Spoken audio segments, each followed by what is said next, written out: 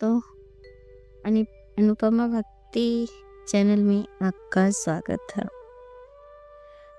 अरण्य कांड में कुछ रोचक घटनाएं हुई, जैसे सोने का हिरण।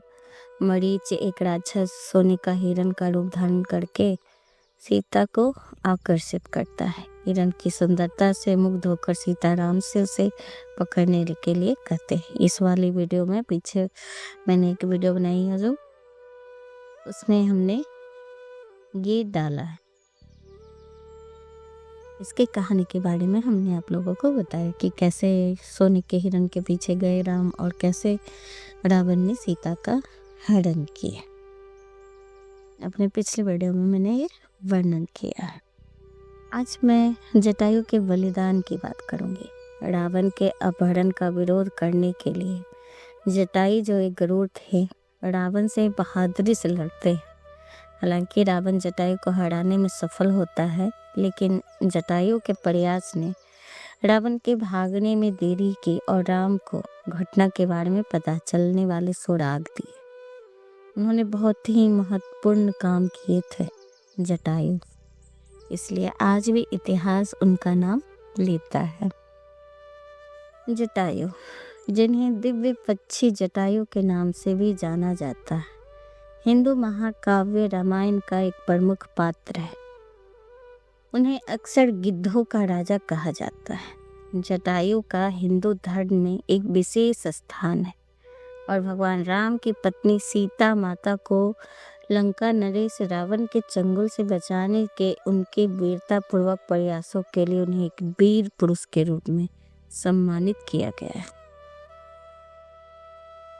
जटायु की कहानी रोचक विवरणों और समुद्र प्रतीकात्मक से भरी हुई है, जिसके कारण एक आकर्षक कहानी बन गई, जिसने सदियों से लोगों को मोहित किया है। जटायु का जन्म एक दिव्य पक्षी के रूप में हुआ था, जिसका स्वरूप गरुड़ या गिद्ध जैसा था और जो अन्य शक्ति और बुद्धि से संपन्न था। वह सूर्यदेव के सारथी के पुत्र, संपाति के भाई और गरुड़ के भतीजे थे। जटायु अपने विशाल आकार के लिए जाने जाते थे, जिनके पंख सैकड़ों फीट तक फैले हुए थे। अपने उत्तम चरित्र और धर्म के प्रति अटूट निष्ठा के कारण वे मनुष्य और देवताओं दोनों के लिए पूजनीय थे। एक कहानी ये भी है कि अपनी युवावस्था में जटायु और उनके बड़े भाई संपाति सूर्य की ओर उड़ान की एक साहसिक चुनौती में शामिल हुए थे। युवा और निश्चित जटायु अपने भाई से आगे निकल गया और दोपहर के समय सूर्य की तपती कक्ष में पहुंच गए, जिसे सूर्य मंडल के नाम से जाना जाता है। हालांकि सूर्य की किरणें को प्रचंड गर्मी से जटायु के पंखों को जलाना शुरू कर दिया, जिससे वे गंभीर खतरे में पड़ गए। अपने छोटे भाई को बचाने के लिए हताश कोशिश में संपाति बहादुरी से जटायु के आगे उड़ गया और उसे चिलचिलाती धूप से बचाने के लिए अपने पंख फैला लिए। नतीजन प्रचंड धूप का सबसे ज्यादा असर संपाति पर पड़ा और उनके पंख बुरी तरह जल गए। अब वह उड़ने में समर्थ होकर विंध्य पर्वत की उत्तर में गए और सौभाग्य से संपाति की निशाकर नामक एक ऋषि के संरक्षण में शरण मिली, जो पर्वतों में रहकर तपस्या करते थे। दुर्भाग्य से इस घटना के बाद जटायु और संपाति कभी नहीं मिले। जटायु अपने पंखों के साथ जीवित रहा, जबकि संपाति आसक्त होकर विंध्य पर्वत पर ऋषि की देख रेख में रहा। श्री राम पंचावली कृतवास द्वारा लिखित रामायण का उल्लेख है कि राजा दशरथ और जटायु कैसे मित्र बने। उस समय की बात है जब राजा दशरथ भौतिक सुखों का आनंद ले रहे थे। उन्हें अपने राज्य अयोध्या में पड़े सूखे का पता नहीं था। उनकी प्रजा ने उसके लिए उन्हें दोषी ठहराया। ऋषि नारद आया और उन्होंने दशरथ को बताया कि सूखी शनि ग्रह के रोहिणी नक्षत्र का प्रभावित करने के कारण पड़ा है। दशरथ ने उस समस्या का समाधान करने के लिए देवताओं के राजा इंद्र को युद्ध के लिए ललकारा, लेकिन देवताओं के राजा इंद्र को युद्ध न करने की सलाह दी। लोग उनकी दशरथ के चरणों में जल अर्पित किया और समझाया कि सूखे के कारण शनि का प्रभाव है, इंद्र के सुझाव दिया कि दशरथ समस्या का समाधान करने के लिए शनि से मिले। उसके बाद वे अयोध्या में भरपूर वर्षा कराएंगे। दशरथ शनि के निवास पर गए, उन्हें पुकारा, लेकिन जब शनि प्रकट तो हुए, उनकी दृष्टि से राजा दशरथ की रथ लगाम टूट गई। रथ और घोड़े गिरने लगे और पास से उड़ता हुआ एक पक्षी जटायु उन्हें बचाने आया। जटायु ने रथ को स्थिर करके और लगाम बांधकर दशरथ के प्राण बचाए। दशरथ कृतज्ञ हुए और उन्होंने जटायु से अपना परिचय देने को कहा। जटायु ने बताया कि वह एक पक्षी है, अर्जुन का पुत्र, और दशरथ को गिरते देखकर उनकी सहायता के लिए आया था। दशरथ और जटायु मित्र बन गए। उन्होंने अग्नि संस्कार करके अपनी मित्रता को पक्का कर लिया। उसके बाद दशरथ शनि के पास लौट आए, जिन्हें उन्होंने प्रार्थना स्वीकार कर ली और रोहिणी नक्षत्र से अपना प्रभाव हटा लिया। इंद्र ने अपना वचन निभाया। 7 दिनों तक लगातार बारिश की, जिसके अयोध्या के जलाशय एक बार फिर लबालब भर गए। जटायु की मित्रता और वीरता की इस कथा के बारे में कहा जाता है कि इस की रक्षा भगवान नारायण ने की थी और इसे आदि कांड में कृतवास में गाया है। अब जटायु से रावण का सामना कैसे हुआ? अब आपको तो ये पता चल गया कि जटायु का संबंध दशरथ से ही था। वो दशरथ के ही मित्र थे और हमेशा ही रघुकुल की रक्षा करते आए थे। और जब राम की बारी आई तो वो फिर से रावण से भिड़े थे। रामायण के अरण्य कांड में जटायु की कथा तब सामने आती है जब उनका सामना लंका के राक्षस राजा रावण से होता है, जिसने भगवान राम की पत्नी देवी सीता का अपहरण किया था। पंचवटी के वन में रहने वाले जटायु ने सीता की मदद के लिए पुकार सुनी और जब रावण उन्हें अपने उड़ते हुए रथ में ले जा रहा था तो क्रोध से भरकर जटायु ने तुरंत रावण का सामना किया और सीता को उसके चंगुल से छुड़ाने की कोशिश की। हालांकि अपार शक्ति संपन्न रावण आसानी से विचलित नहीं हुआ। उसने जटायु के साथ भीषण युद्ध किया, अपने दिव्य शस्त्रों से उस शक्तिशाली पक्षी पर आक्रमण कर दिया। अपने अथक प्रयासों के बावजूद जटायु रावण की शक्ति से पराजित हो गए और गंभीर रूप से घायल हो गए। फिर वही सीता की रक्षा के लिए किसी भी कीमत पर दृढ़ संकल्पित होकर बहादुरी से लड़ते रहे। जटायु और रावण के बीच घंटों तक युद्ध चला, जिसमें दिव्य पक्षी ने वीरता पूर्वक युद्ध किया। उसके बाद पूरी शक्ति से युद्ध किया और अपने तीखे पंखों और चोंच से रावण के हमलों का जवाब दिया। घायल होने के बावजूद जटायु हार नहीं मानी, क्योंकि वे धर्म की रक्षा कर रहे थे और सीता की रक्षा के लिए अडिग थे। हताश एक ही क्षण में जटायु ने अपनी चोंच में रावण के रथ को पकड़कर उसे जमीन पर गिराने की कोशिश की। जैसे ही क्रोध से आकर रावण ने जटायु का एक पंख काट दिया, जिससे वह नीचे धरती पर गिर गए।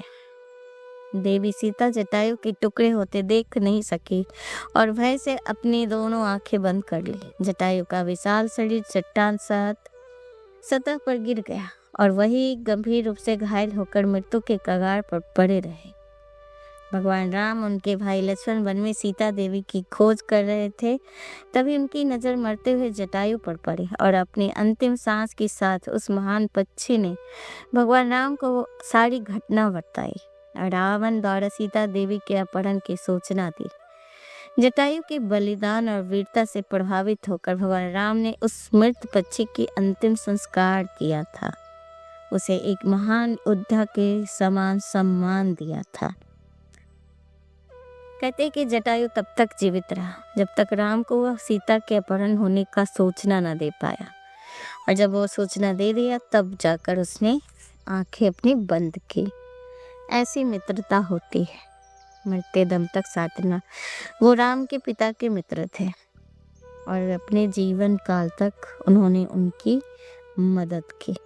वैसे भी जटायु भगवान विष्णु के वाहन होते हैं गरुड़, और इससे भी उनका हेल्प करना ही था क्योंकि राम विष्णु भगवान के अवतार थे।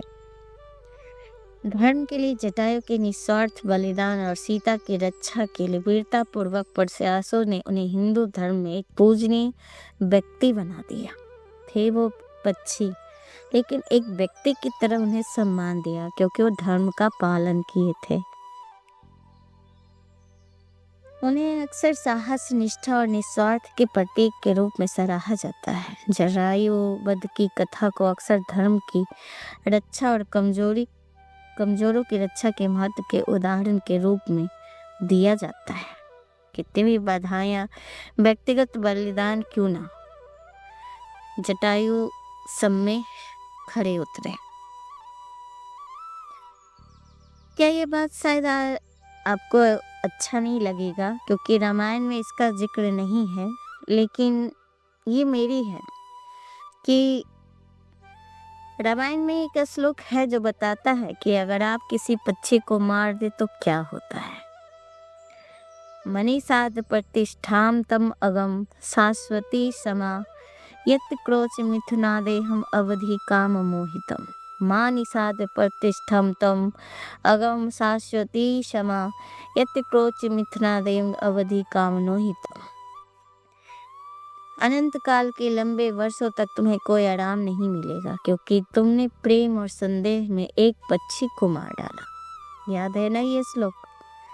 वाल्मीकि रचित रामायण में वाल्मीकि जी को रामायण लिखना था। एक डाकू से वो एक महर्षि बने और उनकी इच्छा थी कि वो रामायण लिखे, राम के जीवन पे कुछ लिखे, लेकिन उनको समझ में नहीं आ रहा था कि वो क्या करें। और एक दिन एक नदी के किनारे वो घूम रहे थे और तब क्रोच पक्षी के एक जोड़े को मरते हुए देखकर उनके मुंह से स्नास ही एक श्लोक फूटा था। उनका हृदय विदार हो गया, दर्द से वो कहर गए और उन्होंने श्राप दिया था शिकारी को। तब ये श्लोक बोले थे, ये पहला श्लोक था, यानी पक्षी को कभी नहीं मारना चाहिए। हमारे रामायण में ये बताते, रावण ने भी भूलवश ही सही उसने पक्षी जटायु को मारा था और यही कारण हुआ कि उसका साम्राज्य ही खत्म हो गया। इसलिए हमें इन बातों का ध्यान रखना चाहिए। हमारे कर्मों के परिणाम होते हैं। इस जीवन में किए गए कर्म उसके भावी जीवन पर परलोक को प्रभावित कर सकते। यही भविष्यवाणी रावण के लिए एक चेतावनी थी। पक्षी वध के उसके कृत्य से दुष्परिणाम होंगे, उन्हें अनंत काल तक कष्ट देंगे, जिससे उसे चैन और शांति नहीं मिलेगी। रावण के अंतिम पतन का एकमात्र कारण नहीं था, फिर भी इसे अपने अनैतिक कार्य के लिए, परिणामों के लिए एक माना गया है, क्योंकि पक्षी को भी मारना सही नहीं होता है। जटायु ना निडरता का भी प्रतीक माना जाता है। जटायु एक दिव्य पक्षी बना, उन्होंने राम की मदद की, तो जिन्होंने धर्म के लिए निडर होकर युद्ध किया था और राक्षस राजा रावण से सीता की रक्षा के लिए अपने प्राणों की आहुति दे दी। और इसकी यही साहस और निष्ठा निस्वार्थक शाश्वत मूल्यों को याद दिलाती। लोग कठिन चुनौतियों का सामना करते हैं तो उन्हें याद करती, उन्हें गिरने के बाद भी खड़े होने के लिए प्रेरित करते हैं। जटायु भगवान राम के पिता राजा दशरथ के पुराने मित्र थे। इस नाते उन्होंने सीता को अपने पुत्र वधू माना, उनकी रक्षा करना अपना कर्तव्य समझा। युद्ध और वध जब रावण सीता का हरण कर ले जा रहे थे, तब उन्होंने रावण को रोकने के लिए बहुत ही कोशिश किए थे और इसमें अपने प्राण भी लुटा दिए थे, अपने पंख गवा दिए थे। और किसी भी पक्षी का ना सबसे प्रिय चीज होता है पंख। अंतिम समय तक अपने प्राणों को वो बचाए रखे। मृत्यु के गोद में वो बिल्कुल ही नहीं गए जब तक उन्होंने रावण के सीता का अपहरण की सूचना राम को नहीं दी। और भगवान राम ने इसी बलिदान के कारण उन्हें अंतिम संस्कार विधिवत तरीके से किया और जटायु को एक व्यक्ति, एक मनुष्य के समान सम्मान दिया। अपने पिता के तुल्य उनको सम्मान दिया था, उनका संस्कार इसीलिए किया था ताकि वो स्वर्ग जा सके। तो अच्छे कर्म करने चाहिए, अपने धर्म का पालन करना चाहिए। आज का बस इतना ही। आपको ये कैसा लगा सुनने में हमें ज़रूर बताइए और मेरी वीडियो सुनने के लिए आपका बहुत बहुत